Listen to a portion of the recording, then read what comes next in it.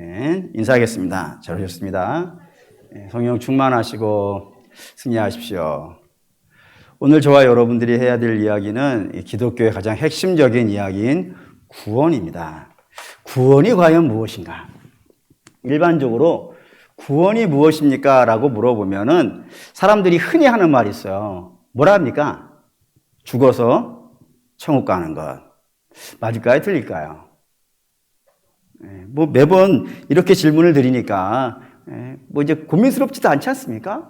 당연히 죽어 천국 가는 거 구원 맞겠어요? 틀리겠어요? 맞습니다. 그런데 문제는 여기에 너무 강조점이 찍혀져 있다는 게 문제인 거예요. 근데 그럴 수밖에 없겠다는 생각이 들어갑니다. 그 이유는 조선이라는 나라가 있었는데 조선이라는 나라의 건국 이념이 무엇이냐면은 재상의 나라를 만드는 겁니다. 왜 재상의 나라를 만들려고 했냐면은 고려, 그 앞에 있나요? 고려지 않습니까? 그러니까 고려는 왕의 나라였어요. 왕족이 모든 게 끝발이 있어가지고 왕족 마음대로 하는 세상이었는데 이 선비들이 가만히 보니까 왕들 중에는 똑똑한 애들이 있어요, 없어요? 있어요. 그런데 못난 애들은요? 있어요. 근데 어느 쪽이 더 많을 것 같으세요? 못난 애들이 더 많은 거야. 특별히 고려 같은 나라는 근친혼이 굉장히 심했어요. 그래서 우리 피는 우리끼리만 해야 돼! 라는 그런 믿음이 있어가지고 전부 근친혼을 만들어 놔가지고 그 별로 안 좋았어요. 그래가지고 좀 그랬어요. 그러니 이 못난 왕들이 나타나가지고 나라를 완전히 쑥대밭을 만드네. 그래서 이렇게 울리죠. 어쨌든 그래가지고 이 왕 안 돼. 왕은 똑똑한 애가 나올 수도 있고 안 똑똑한 애도 나올 수 있지만 재상은 어때요? 항상 똑똑할 수밖에 없어요. 왜죠? 공부를 해야 되고 과거를 봐야 돼가지고 그 중에 제일 똑똑한 애들이 급제잖아요. 급제인데 급제하고 나서 갑자기 또 재상이 되는 게 아니지 않습니까? 밑에서 구급 공무원에서부터 쫙쫙쫙쫙 쌓아가지고 7대 하는 거 아니겠어요? 그러니 그 모든 훈련 과정을 거쳐가지고 재상이 되어지니 당연히 얘네들이 똑똑한 애들이야. 그러니 얘네들을 중심으로 나라를 만들면은 항상 똑똑한 애들이 나라를 다스리게 될 것이고 똑똑한 애들이 나라를 다스리면 나라가 좋아질 것이고 나라가 좋아지면 백성들의 삶이요. 좋아질 거라고 생각을 했어요. 조선에 처음 시작할 때. 그래서 선비의 나라, 재상의 나라를 만들었는데 문제는 그게 시간이 지나고 나니까 어떻게 되더라.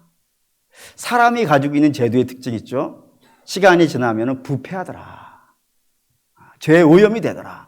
그래서 선비가 특권이 돼버리네. 특권이 돼버리고 선비가 아닌 사람은요. 사람 대접을 못 받게 되는 거예요. 근데 이게 우리나라만 그런 게 아니라 이스라엘도 그랬다니까요. 이스라엘은 나라가 바벨론에 망한 이유가 뭐였어요?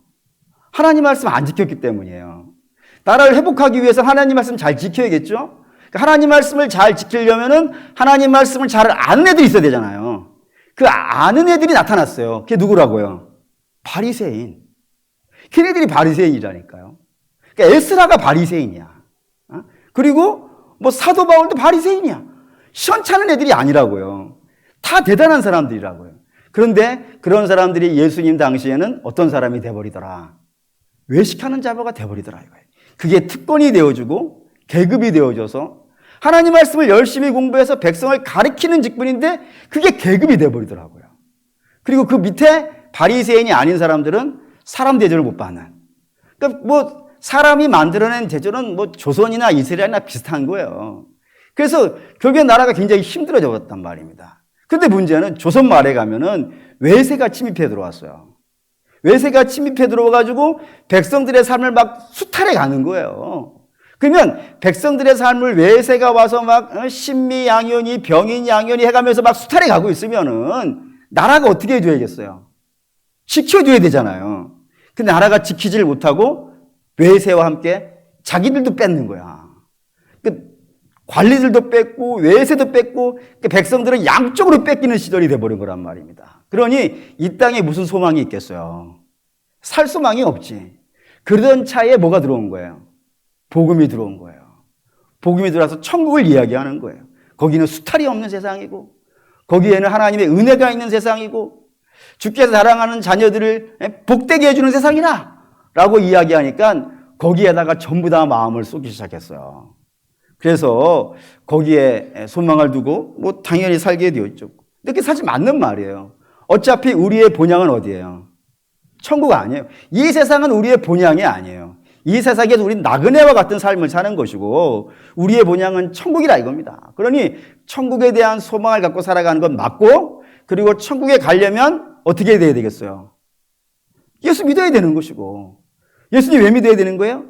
그분의 보혈이 우리의 죄를 사하여 주셨기 때문에 그 보혈의 은혜를 입은 자만이 죽어 천국에 가니까 당연히 천국 가는 것 구원이 맞다 이겁니다. 그런데 구원을 천국에 가는 것으로 한정시켜버리면 두 가지 문제가 발생이 돼버려요. 어떤 문제가 발생되어지냐면 첫 번째는 우리 지금 뭐 하고 있어야 되는 거예요? 천국에 가는 것이 구원이면은 우린 지금 뭐 하고 있어야 되는 거예요? 빨리 죽어야지. 맞잖아요. 빨리 죽어야 돼. 그래서 소원이 다 뭐해야 되냐면 하나님 지나가다가 벼락이라도 맞게 해주세요. 자살할 수는 없으니까 지나가다가 차가 날 덮치게 좀 해주세요. 아 이런 뭐 큰 병이라도 걸리게 해주세요.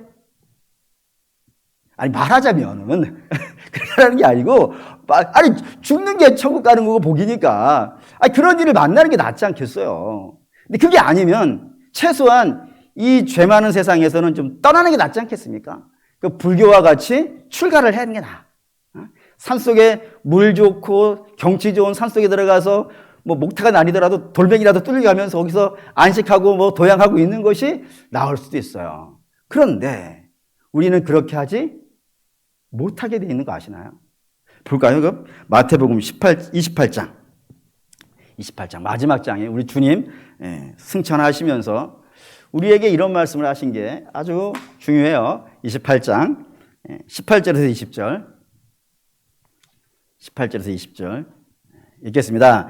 예수께서 나와 말씀하여 이르시되 하늘과 땅의 모든 권세를 내게 주셨으니 그러므로 너희는 가서 모든 민족을 제자를 삼아 아버지와 아들과 성령의 이름으로 세례를 베풀고 내가 너희에게 분부한 모든 것을 가르쳐 지키게 하라. 볼지어다 내가 세상 끝날까지 너희와 항상 함께 있으리라 하시니라. 여기 이제 뭐에 줄을 그으셔야 되냐면 주께서 모든 민족으로 제자를 삼으라고 했단 말이에요. 그 모든 민족이 어디에 있어요? 모든 민족이 있는 곳은 이 땅 아니에요. 우리 이 땅에 있어야 돼. 사도행전 1장 8절 아시나요? 오직 성령이 너희에게 임하시면 너희 권능을 받고 예루살렘과 온 유대와 사마리아와 땅끝까지. 땅끝에 있어야 돼 우리는. 땅끝으로 가야지 하늘끝으로 가게 돼 있지 않단 말이에요. 그 땅끝으로 가게 돼 있어 사명이 안 갈 수가 없어. 하나 더 볼까요? 요한복음 14장 1절에서 3절. 요한복음 14장 1절에서 3절. 또 있죠. 너희는 마음에 근심하지 말라. 하나님을 믿으니 또 나를 믿으라. 내 아버지 집에 거할 곳이 많도다. 그렇지 아니면 너희에게 일렀으리라. 내가 너희를 위하여 거처를 예비하러 가노니 가서 너희를 위하여 거처를 예비하면 내가 다시 와서 너희를 내게로 영접하여 나 있는 곳에 너희도 있게 하리라. 내가 데리러 올 때까지 여기 있으라 이거예요. 내가 너희를 너희가 빨리 죽겠어요 라고 하지 말고 너희가 빨리 죽겠어요 하지 말고 오늘 내가 사모님한테 그 얘기했네. 나 빨리 천국하고 싶다고. 아니 그런 말 어쨌든 회개하는 마음으로 그럼 하지 말고 회개합니다. 하지 말고 주께서 너희를 데리러 올 거니까 그때까지 여기 있으라고 라고 명받았다 이거예요. 그러니 우리는 하늘나라 가는 것을 물론 바라고 소망할 수는 있을지 모르겠지만 우리의 1차 소망은 어떻게든 이 땅에서 주의 영광을 드러내야 되는 거예요. 그러고 있다가 보면은 어떻게 하는 거예요? 주님께서 우리를 데리러 오신다. 그때 너희를 위한 예비한 집에 가면 된다라고 하시기 때문에 우리는 여기 있어야 돼요. 그러니 구원이 여기 있는 부분도 있는 거란 말이에요. 또 하나는 구원이 천국에 가는 것이 전부라고 한다 그러면은 우리 지금 구원 받은 거예요? 안 받은 거예요? 천국에 들어가야 구원받는 거라면은 지금 우리가 구원받은 거예요, 안 받은 거예요? 헷갈리지 않습니까? 받은 것 같기도 하고 안 받은 것 같기도 하고. 그렇지 않잖아요. 우리 사실 모두가 다 동의하지 않습니까? 저와 여러분들은 예수 그리스도의 보혈로 구원받은 줄 믿습니다. 네. 지금도 구원받은 상태란 말이에요. 꼭 저 하늘나라 안 가도. 그러니 천국에 가는 것만을 구원이라고 한다면 우리의 믿음이 전체적으로 흔들려 버린다 이겁니다. 그렇기 때문에 천국에 가는 것 분명히 구원받은 것이면 틀림이 없지만 하늘나라 가는 것만이 아니라 하나가 더 있더라 이거예요. 하늘나라 가는 것 말고 또 하나 구원받은 이야기가 있으니 그게 오늘 저와 여러분 읽은 본문입니다. 다시 한번 읽죠. 읽겠습니다. 내가 진실로 진실로 너희에게 이르노니 내 말을 듣고 또 나 보내신 이를 믿는 자는 영생을 얻었고 심판에 이르지 아니하니 사망에서 생명으로 옮겼느니라. 여기 이제 구원의 얘기가 등장했어요. 뭘 것 같으세요? 사망에서 생명으로 왔다 이거예요. 지금 나를 믿는 자는 천국에 죽어서 사망에서 생명으로 가는 게 아니라 지금 사망에서 생명으로 옮겨졌느니라라고, 지금 옮겨졌느니라라고 선포하고 있는 장면이 등장한다 이겁니다. 그래서 여기를 여러분이 생각을 하셔야 돼요. 먼저 사망을 생각해 봅시다. 사망이 뭐죠? 사망이 뭐긴 뭐겠어요. 사망 죽는 거지. 육신이 죽는 것 당연히 사망이라 그런다 이겁니다. 그런데 성경은 육신이 죽는 것을 사망이라고 하기도 하지만 또 다른 사망이 하나가 더 있다는 사실이 있어요. 그거 확인하시죠. 로마서 1장 24절. 로마서 1장 24절. 로마서 1장 24절 읽겠습니다. 그러므로 하나님께서 그들을 마음의 정욕대로 더러움에 내버려 두사 그들의 몸을 서로 욕되게 하게 하셨으니, 여기에 이제 죽음이 하나가 등장했습니다. 그게 뭐냐면 하나님이 내버려 두셨다 이거예요. 내버렸다 이거예요. 다시 말하면 다른 말로 뭐라 할까요? 단절. 하나님과의 단절. 하나님이 내버려 두신 상태. 이걸 죽음이라 그런다고요. 사망이라 그런다고요. 왜요? 그 근거가 있어야 될 건 아니겠어요? 왜 하나님이 내버린 상태를 사망이라 그럴까요? 우리 믿음에 고백하는 대로 하나님은 뭐니까? 생명의 하나님이니까. 생명의 하나님이니까 생명의 하나님과 단절되어져 있으면 생명과 끊어진 거 아니겠어요? 생명과 끊어져 있으면 이게 산 거예요, 죽은 거예요? 죽은 거예요. 그래서 성경은 하나님과의 단절된 상태, 그 죄의 상태를 사망이라 이야기한다 이겁니다. 그러니 이제 여기서 문제가 되는 거예요. 하나님과의 생명이 단절되어진 일어난 원인이 뭐냐면 그 앞에 있어요. 로마서 1장 21절에서 23절. 1장 21절부터 읽겠습니다. 하나님을 알되 하나님을 영화롭게도 아니하며 감사하지도 아니하고 오히려 그 생각이 허망하여지며 미련한 마음이 어두워졌나니 스스로 지혜 있다 하나 어리석게 되어 썩어지지 아니하는 하나님의 영광을 썩어질 사람과 새와 짐승과 기어다니는 동물 모양의 우상으로 바꿨느니라. 하나님을 안다 이거예요. 근데 하나님을 예배하지 않는데, 또한 하나님을 알지만 하나님을 굴복하지도 않는데, 오히려 저들이 뭐에 굴복하고 뭐를 예배하더라고요? 썩어질 것. 하나님이면 썩어지지 않을 것 아니겠어요? 하나님이 아닌 것을 마치 하나님처럼 섬기더라 이겁니다. 가장 대표적인 예를 든다면 돈일 수도 있고, 또는 권력일 수도 있고, 또는 명예나 지혜 같은 것일 수도 있고, 또는 나나 사람일 수도 있어요. 그건 다 하나님이 아니에요. 아무리 귀하고 아무리 대단한 것이라 하더라도 그건 하나님이 아닌데, 하나님이 아닌 것을 섬기며 살아가고 있으니까 하나님 건 어떻게 되는 거예요? 끊어져 버리는 거라 이겁니다. 그렇게 하나님과의 관계가 끊어져 버리니까 나타나는 결과들이 우상 숭배도 있고요, 또 성적인 타락도 있고, 이런 까지는 우리가 우리의 주도한 관심사는 아니니까 그 뒤에 나누는 거 한번 보시죠. 로마서 1장 28절에서 31절까지 먼저 보겠습니다. 로마서 1장 28절에서 31절 읽겠습니다. 또한 그들이 마음에 하나님 두기를 싫어하며 하나님께서 그들을 그 상실한 마음대로 내버려 두사 합당하지 못한 일을 하게 하셨으니 곧 모든 불의, 추악, 탐욕, 악의가 가득한 자요, 시기, 살인, 분쟁, 사기, 악독이 가득한 자요, 수군수군하는 자요, 비방하는 자요, 하나님께서 미워하시는 자요, 능욕하는 자요, 교만한 자요, 자랑하는 자요, 악을 도모하는 자요, 부모를 거역하는 자요, 우매한 자요, 배악한 자요, 무정한 자요, 무자비한 자라. 이게 생명이 끊어진 자, 하나님과의 관계가 끊어진 자에게 나타나는 증상이라고요. 마치 감기에 걸리면 열이 나고 콧물이 나고 기침을 하고 오한이 느껴지고 이런 것이 증상으로 나타나듯이 하나님과의 생명의 하나님과의 관계가 단절되어진 사람들에게는 이게 죽음의 냄새로 나온다고요. 죽음의 냄새라고. 그러니까 이런 것들이 나오는 것 자체가 죽음의 냄새라고요. 하나님과의 관계가 끊어진 자들에게 나타나는 그런 특징이라고 되어져 있다고 합니다. 근데 가장 심각한 것은 32절이에요. 제가 볼 때는 32절이에요. 32절 읽겠습니다. 그들이 이 같은 일을 행하는 자는 사형에 해당한다고 하나님께서 정하심을 알고도 자기들만 행할 뿐 아니라 또한 이런 일을 행하는 자들을 옳다 하느니라. 분명히 앞에 있는 거 잘못된 거란 말이에요.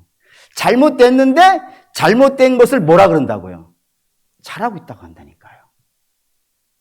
마치 남이 사기쳐가지고 부자가 됐어요. 그러면 전 나쁜 거야! 라고 이야기되는 것이 마땅한데 간혹 어떤 사람들 같은 경우는 너는 왜 그거 못해?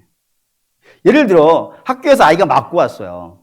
그러면 너는 왜 못 때려? 너 왜 맞고만 와? 때리고 오지. 그럼 내가 다 책임질 거야. 맞고 오지 마. 너 때리고 와.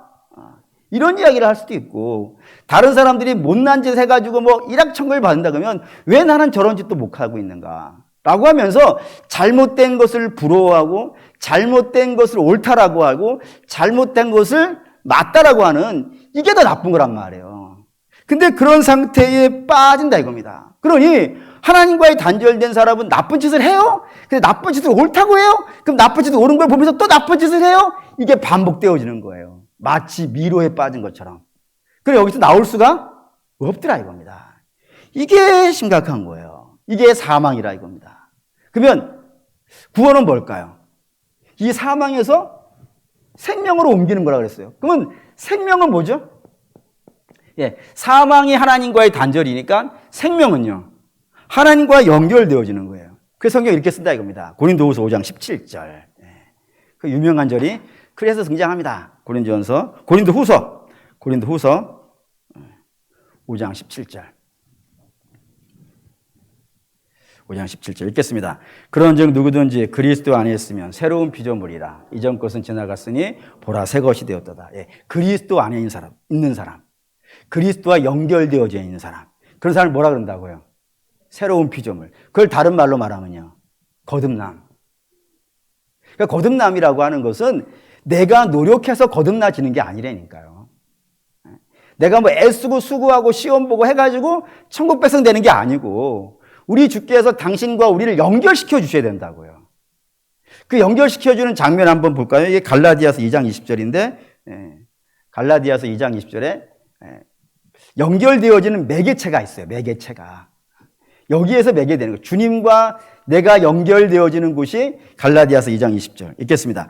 내가 그리스도와 함께 십자가에 못 박혔나니 그런즉 이제는 내가 사는 것이 아니요 오직 내 안에 그리스도께서 사시는 것이라. 이제 내가 육체 가운데 사는 것은 나를 사랑하사 나를 위하여 자기 자신을 버리신 하나님의 아들을 믿는 믿음 안에서 사는 것이라. 그러니까 십자가가 왜 중요하냐면 십자가를 통하여서 우리 주님과 우리가 연결되는 거예요.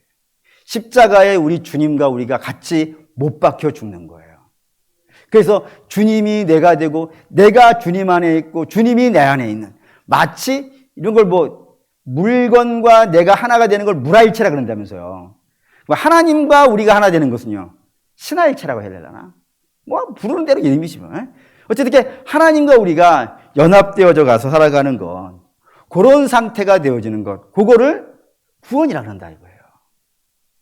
천국에 가는 것만이 아니라 지금 내가 주님과 연합되어져서 새로운 피조물이 되어 살아가는 것, 이거를 구원이라 그런다니까요. 그게 사망에서 생명으로 옮기는 거예요. 그래서 사망에서 생명으로 옮기는, 그래서 주님과 연결되어지는 방법이 성경에 두 가지가 있다라고 되어 있어요. 그 두 가지 중에 첫 번째를 볼까요? 요한복음 15장 4절 5절.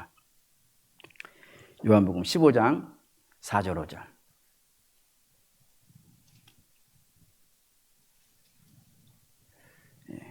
읽겠습니다.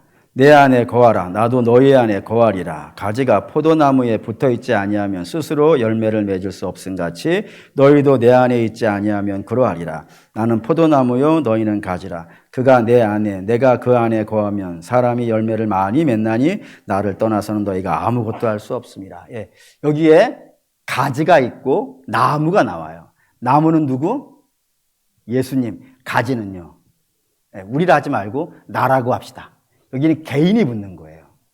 그러니까 하나님과 연합하는 방식이 두 가지가 있다는 거예요. 하나는 예수님이 나무로 있고 내가 가지예요. 이 가지가 원래는 어떤 상태에 있는 거예요?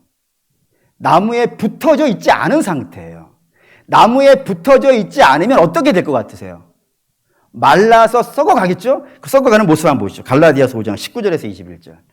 아까 로마서 1장 거기랑 똑같은 것인데 한번 성경이 이런 것들을 굉장히 강조한다는 의미로 다시 한번 확인해 볼게요. 갈라디아서 5장 19절에서 21절. 주님과 우리가 갈라져 있는 상태예요. 이때는 이렇게 된다고요. 19절부터 읽겠습니다. 육체의 일은 분명하니 곧 음행과 더러운 것과 호색과 우상 숭배와 주술과 원수 맺는 것과 분쟁과 시기와 분냄과 당짓는 것과 분열함과 이단과 투기와 술 취함과 방탕함과 또 그와 같은 것들이라. 전에 너희에게 경계한 것 같이 경계하노니 이런 일을 하는 자들은 하나님 나라를 유업으로 받지 못하니라. 이게 나무 대신 예수님에게서 연결되어져 있지 않은 가지의 모습이에요. 그러니까 이들은 죄 아래에 있고 하나님과 단절된 상태이기 때문에 아까 로마서 1장에 봤듯이 그렇게 썩어져 가고 있는 것이고요. 육체의 삶을 살아가고 있는 것이고요. 그리고 못난 짓을 하고 있는 거예요. 근데 이거를 농부가 주워다가 나무에다가 다 붙여버렸단 말이에요. 붙여버렸더니 그 나무가 어떻게 될 것 같으세요? 열매를 맺더라. 그게 요한복음이잖아요. 그 열매 보시죠. 잘 아시는 것이지만 갈라디아서 5장 22절에서 23절 읽겠습니다. 오직 성령의 열매는 사랑과 희락과 화평과 오래 참음과 자비와 양성과 충성과 온유와 절제니 이 같은 것을 금지할 법이 없느니라. 그리스도 예수의 사람들은 육체와 함께 그 정욕과 탐심을 십자가에 못 박았느니라. 옛날에 내가 주님과 함께 십자가에 못 박혔다고요. 주님과 연결되었다고요. 연결되었더니 이 가지가 원래는 사랑을 맺고 이런 성령의 열매를 맺을 만한 힘이 가지에는요 없어요. 그 가지가 스스로 맺어낼 수 있는 건 앞에 있는 육체의 일에 지나지 않는단 말이에요. 근데 이 가지가 예수님께 딱 붙었더니 그 가지에서 뭐가 나오더라? 열매가 나오더라 이거예요. 근데 그 열매는 지금까지 가지가 맺지 못하던 것들이 그 나무를 통하여서 맺지 못하던 것들이 그 가지에 열리고 있는 거예요. 그게 변화라고요. 이런 모습이 그러니까 나무가 애써가지고 되는 게 아니라 가지가 애써서 되게 하는 것이 아니라 나무에 붙었더니 나무에서부터 공급이 되는 거예요. 공급이 되어져서 가지에 나무의 열매가 맺혀지는 거예요. 가지의 열매가 맺혀지는 게 아니라 나무의 열매가 맺혀지더라 이거예요. 이게 구원의 한 단면이라 이거예요. 아멘이 되십니까 지금? 예. 그 가지가 열매가 바뀌는 거예요 지금. 그게 구원의 한 단면이라고요. 물론 처음부터 이 열매가 풍성하게 맺혀지는 건 아니에요. 처음에는 세상의 모든 열매, 성령의 열매도 마찬가지고 이 땅의 나무의 열매도 마찬가지예요. 처음에 맺힐 때는요 탱자 같아. 또는 풋냄새가 나. 그래서 먹을 수가 없어. 모양도 시원치 않고 아예 안 보일 수도 있어요. 그런데 분명히 가지의 뭐라고 해야 되나?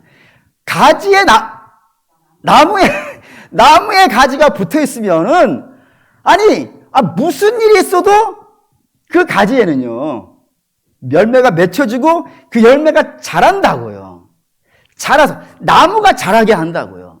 나무가 자라게 해서 결국에는 탐스러운 열매가 가지에 맺혀지더라 이겁니다. 근데 이 열매가 맺혀졌어요. 그렇다고 여러분 안심하시면 안 돼. 왜냐하면 그 열매가 떨어질 만한 일들이 생기더라고요. 예를 들어 가뭄이 온다든가 또는 태풍이 온다든가 또는 한재가 온다든가 벌레가 날아와서 그 열매를 파먹을 수도 있고 떨어뜨릴 수도 있어요. 그래서 분명히 지금은 탐스러운 열매가 맺혀져 있어야 되는데도 불구하고 없을 수가 있단 말이에요. 그런데 그럼에도 불구하고 그게 산 나무라면요. 위대하신 농부님께 한번 여쭤보겠습니다.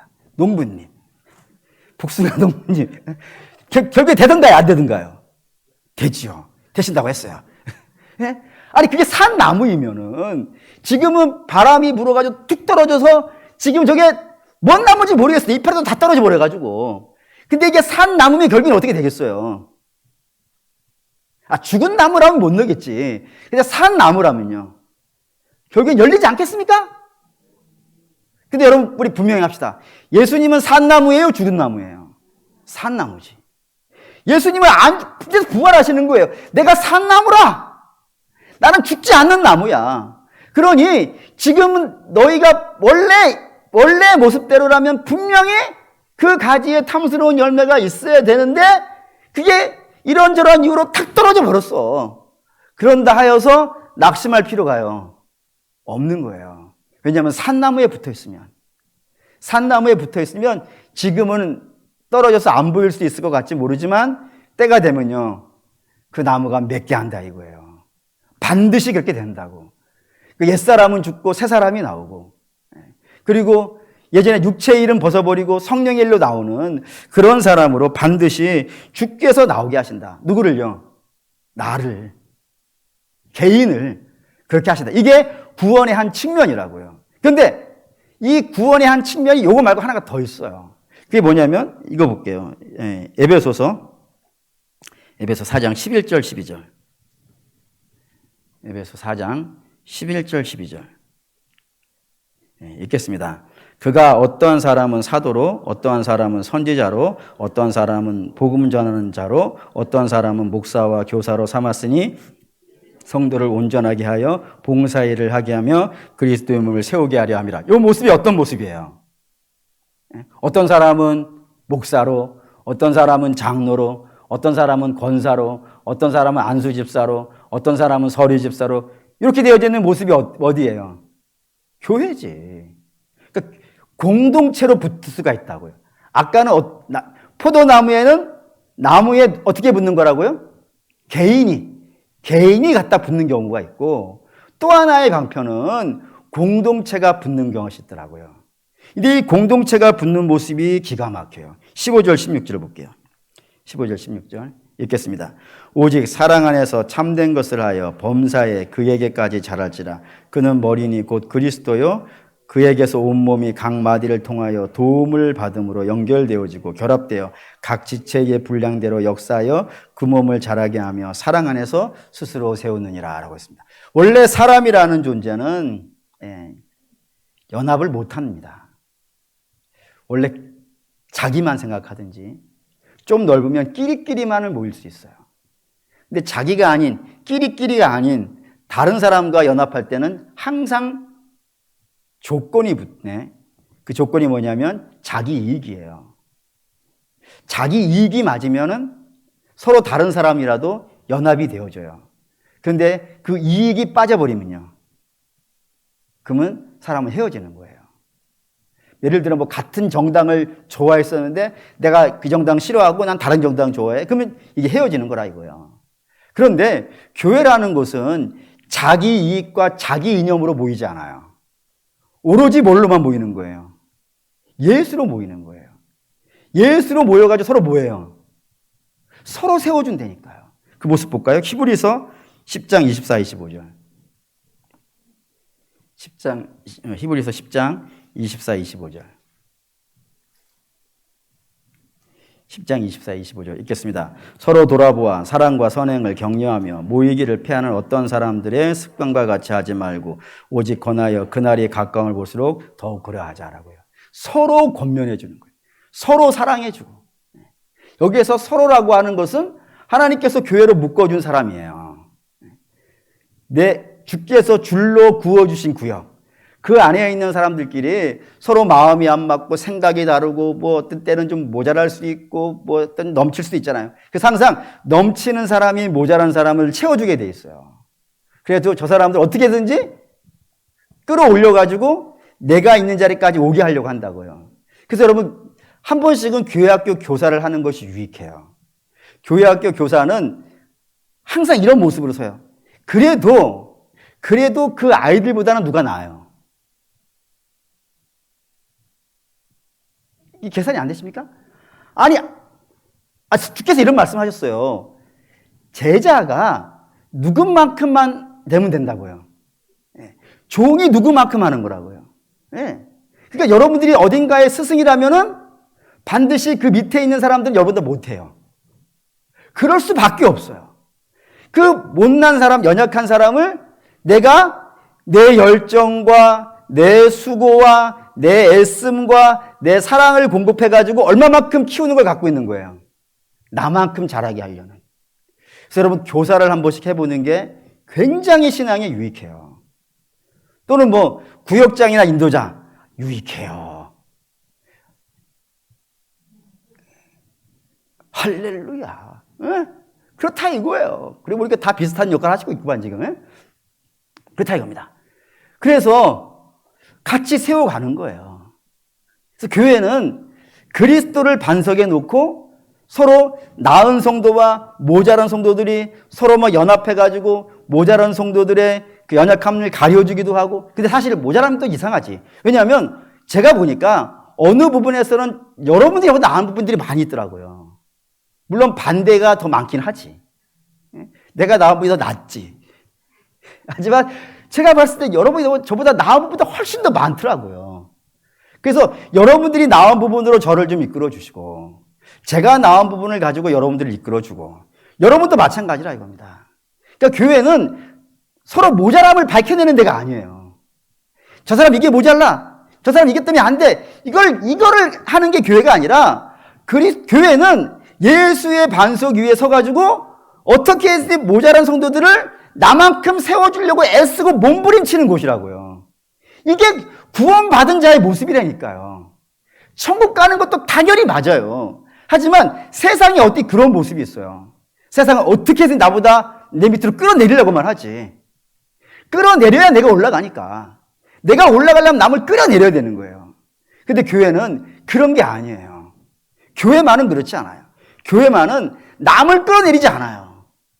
남을 끌어내가지고 나를 돋보이게 하는 것이 아니라 내가 저를 높여주고 돋보이게 하려고 그러고 영광스럽게 하려고 그러고, 그렇다 이겁니다. 그리고 목사는 성도들을 영광스럽게 해줘야 돼요.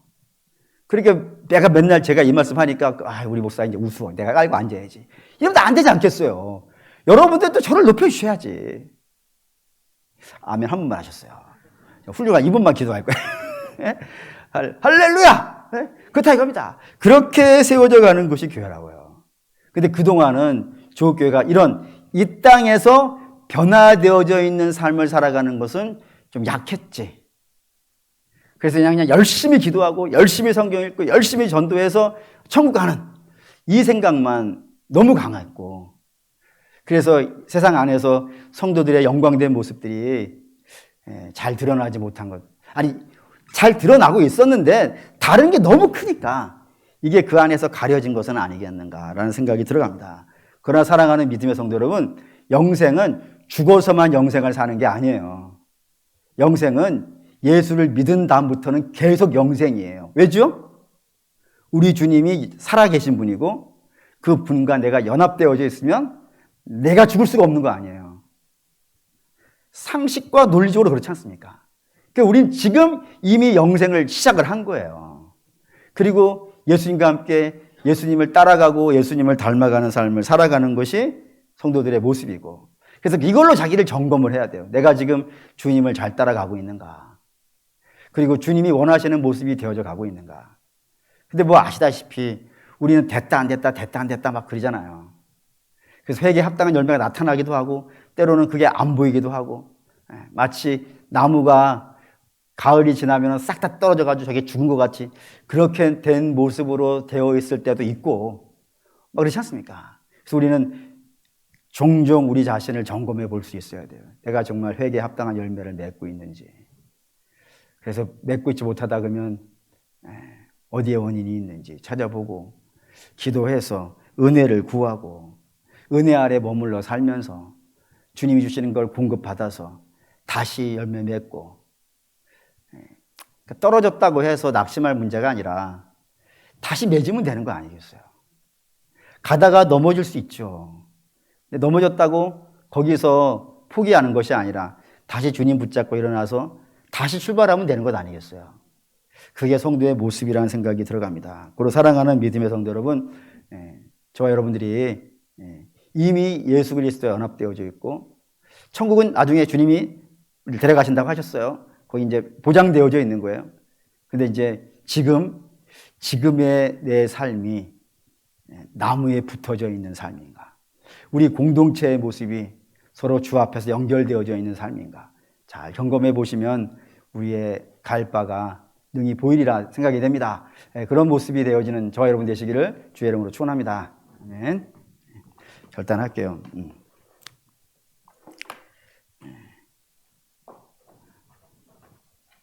결단을 설교를 써놓고 마음에 그런 생각이 하나가 들었어요. 왜 성경에 이런 말씀 있죠? 하나님 말씀이 입에는 달고 뱃속에서는 쓰더라. 그게 요즘 굉장히 많이 묵상이 되어져요. 다시 말하면 저는 이제 말하는 사람이고 여러분들 선포하는 사람이니까 말하는 거 얼마나 쉽겠으며 얼마나 달콤하겠어요. 근데 그거를 가지고 살라 하니까 만만치가 않네. 만만치가 않아가지고 때로는 괴롭고 답답하고 그런 일들이 생깁니다. 그래가지고 내가 과연 저걸 할 수 있을까? 그런 생각이 여러분도 갖고 드시지 않습니까? 지금까지 살아와도 그런 일도 많았던 것 같아요. 내가 과연 저걸 살 수 있을까? 고민하고, 물론 그렇게 고민하는 것 자체가 이미 훌륭하지. 고민 안 하는 사람도 많은데 고민하는 것도 굉장히 훌륭하죠. 근데 갑자기 그런 생각이 들었어요. 어차피 저 열매는 내게 아니고 내게 아니고 하나님이 주셔야 되는데 내가 하고 못하고 이런 생각할 것이 아니라 그냥 주님의 은혜 아래 있자.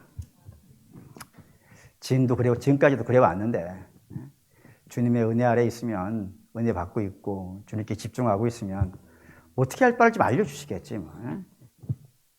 그때 가서 결정하자. 그런 생각을 하고 있습니다. 그러니까